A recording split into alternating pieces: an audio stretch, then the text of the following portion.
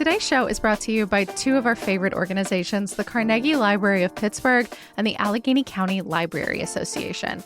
September marks 10 years of their joint program, Love Your Library. It's really a county-wide celebration where your donation during the month of September will be partially matched and helps keep essential services going. So everything from books and materials to facility improvements and programs for all. If you use the library system, show your love and donate now at loveyourlibrary.org.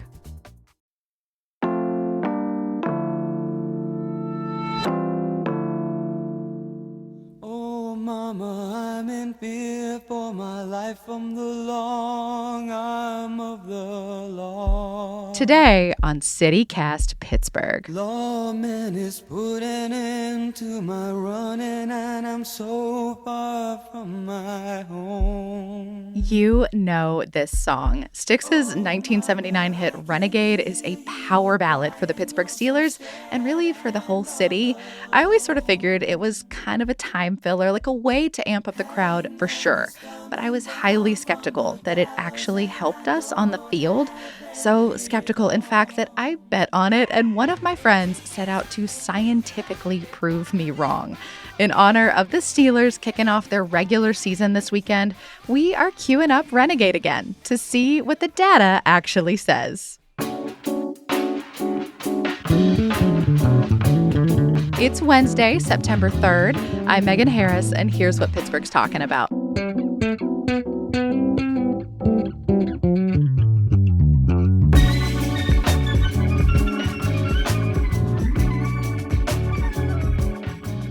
Okay, so back in January, I was out to dinner with friends, and a couple people at the table had just been to a Steelers game. A few of us got to talking about the team's rally song, Renegade, and whether it affected anything on the field. I did not think it mattered, and I was not alone. Here's my buddy Mark and my partner Jeremy. What's wrong with black and yellow? I completely reject the hypothesis that professional athletes in a stadium are scared by a song by Styx. Please. We don't need it. We don't need Renegade when we're up against the Browns on the last game of the year, but it's being deployed anyway. And that's what got me frustrated and interested in this question about if it was deployed more strategically, could it be effective? And I hope the answer is yes. Okay, Andy, your turn. What was your hypothesis going into this? Yeah, I was absolutely convinced that Renegade absolutely works. Yeah, I'm with Andrew Conti, the director of Point Park Center for Media Innovation. You know, usually when somebody is ranting over cocktails at a dinner party to friends, they're not doing it directly to someone like you with the power to apply multiple academic departments into proving someone wrong. Yeah, I loved how like this bar bet of, me saying Renegade definitely works and everybody else saying, no, it couldn't possibly work. I came back to work the next day and I was like, we got to figure this out. I emailed the math professor and was like, do you want to do a research project? And he was like, sure. What is it? He didn't know anything. He doesn't really know anything about football either, but we started the project and he was really into the math side of it. Well, yeah, so this is your ball game, as they say. So tell us exactly how you and this math professor then got started trying to figure out whether a Styx song actually affects a Steelers game. Yeah, so like I said, I was at the Steeler game. I saw, they played the song. The crowd went crazy, as it always does. People always go crazy when they play Renegade at the Steelers game. And then the very next play, the other team fumbled, and I was like, that's Renegade. You thought that was going to be true of every use of the song? Oh, I think it is true. Yeah, I think Renegade always impacts the game. That's, I don't know. As a Steelers fan, it's like you watch how the song gets the fans riled up, and then you see how the fans get the players riled up. And to me, I was absolutely convinced that it would have an impact. And, so many people didn't, even whenever I talked to the Steelers at one point and they were like, yeah, because they had to participate in this, right? Like they offered, I assume, a degree of data that you guys were then able to play with. Yeah, we got some help from them about when the timestamps were whenever Renegade plays. So they're very specific rules about when Renegade plays. It has to be it's usually the fourth quarter, but it's always in the second half. It's after, it's when the defense is on the field. And it has to be during a 2-minute timeout. So the Steelers can't just play Renegade whenever they want. There are all these rules for it. Is the TV timeout thing because they don't want to pay for the license to use the song during a commercial? I think it's because of the length of the song. What they usually do is they play the song and then they always have a video montage that is tailored to that week's game. Are those montages actually unique? I'm not a season ticket holder. I've just been to occasional games. Yeah, they change them every week for the team that Oh, they're playing wow. against. So those were the rules, and you studied 15 years of data, I think. So let's just get this over with. Tell the people what you and your students Yeah. figured out about Renegade.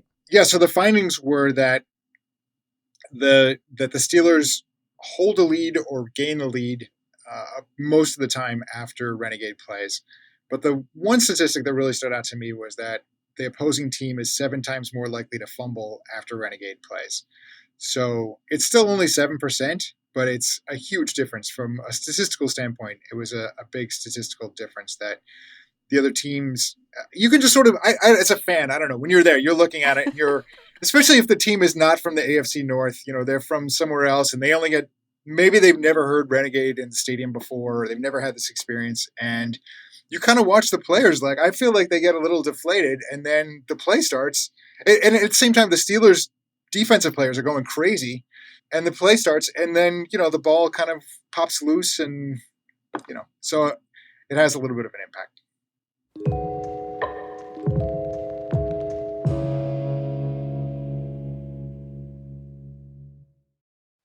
Today's show is sponsored in part by Family House. Get ready, Pittsburgh, because their 42nd annual Family House polo match is coming our way on Saturday, September 6th at Heartwood Acres. It's presented by FNB, and it's an all-day event with a little something for everyone. So a professional polo match, not a thing you get to see all that often here in Pittsburgh, a vintage car show by the Pittsburgh Vintage Grand Prix, live music, food trucks, tailgating, a silent auction, kids activities. By the way, kids under 12 get in for free, and so much more. Come out and support a great cause while enjoying a truly special day. All the proceeds benefit Family House, which is a nonprofit here in our region, providing safe, affordable lodging for patients and caregivers traveling to Pittsburgh for medical care. Do not miss it, September 6th at Heartwood Acres. Tickets and more information are at familyhouse.org/polo. We'll see ya on the field. So let's dig into your findings. Dante Washington is a senior sports communication student at Point Park who worked on this project. Dante, I understand you had a hand in proving me wrong. So were you familiar with Renegade before all this? In a way, it was odd because I love watching sports. I watch sports all my life, but I never really paid attention to Renegade that much. But once they told me how I got the song, it was a pretty cool story. And I know it was about we were down bad to the Browns in 2002, I believe. And after they played that song, we just rallied back and came back. So I think the story itself was really cool. But overall, I wasn't too familiar with the song myself. Wait, Dante, were you alive in 2002? I was 2 years old. Ugh, that burns. But with the data itself, with the Steelers and the league involved, was it easy enough to get a hold of? Yeah, so it's really interesting the way the NFL works these days. Every single play there's a database that's just available on the internet that includes every single play. And so once we got the timestamps for when Renegade played in the games, we went back and looked to see what happened on the first drive after Renegade played and what happened on the first play after Renegade played. And then we also looked at, what was the outcome of the game after Renegade. Dante, what do you think? No regrets about your role making me eat crow over here? Not at all. I'm just teasing you. Are you glad you were able to participate in this project?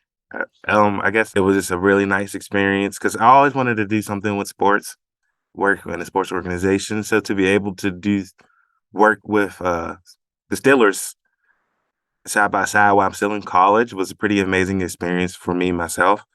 Knowing that I gave them information or help with a project that I gave them information on that can help them win a game possibly, and I could also determine the outcome of their season was amazing feeling for me.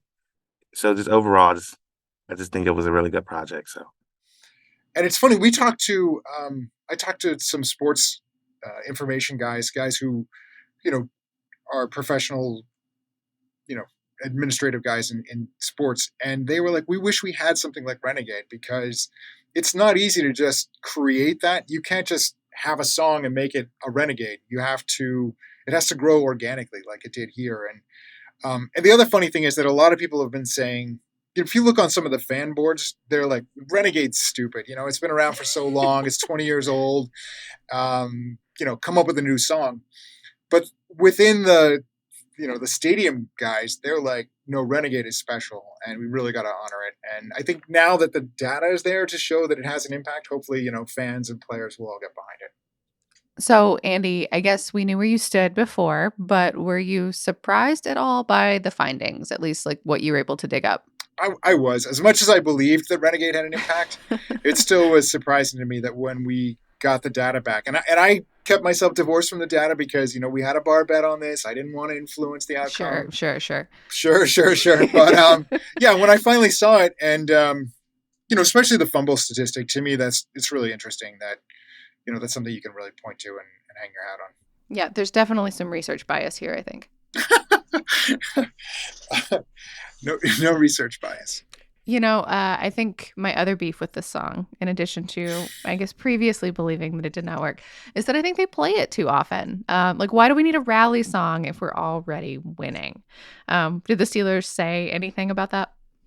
Yeah, it's a really big deal. This is something that fans expect, and a lot of Steeler fans, like, they might only go to one Steelers game in their life, and it's sort of like a big deal. They come from out of town and they're here for a Steelers game, and they want to hear Renegade. It's important. That's part of that experience. Because they heard about it before. Yeah, because they heard about it. It's part of that experience. You can't come to town and not have a Permani sandwich or ride the incline. It's part of one of those things. Wow, Renegade is important as the inclines. Oh my God. Okay, well, I still hear disbelief in your voice. It's upsetting. Do you need to say it? Do you want to say it that you told us so? All right. I told you so. Andrew Conti is the director of the Point Park Center for Media Innovation, and absolutely the wrong person to make a bar bet with after work. Thanks for sharing this one with us. Yeah, thank you.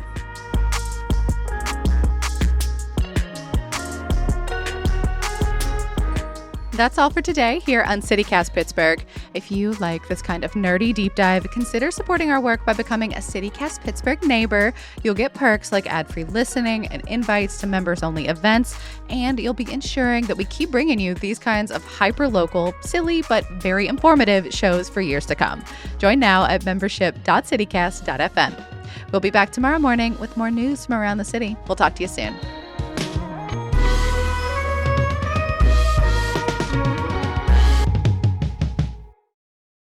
Now that you're playing it as part of the story, everybody will be singing in their head the rest of the day. Earworms for everybody.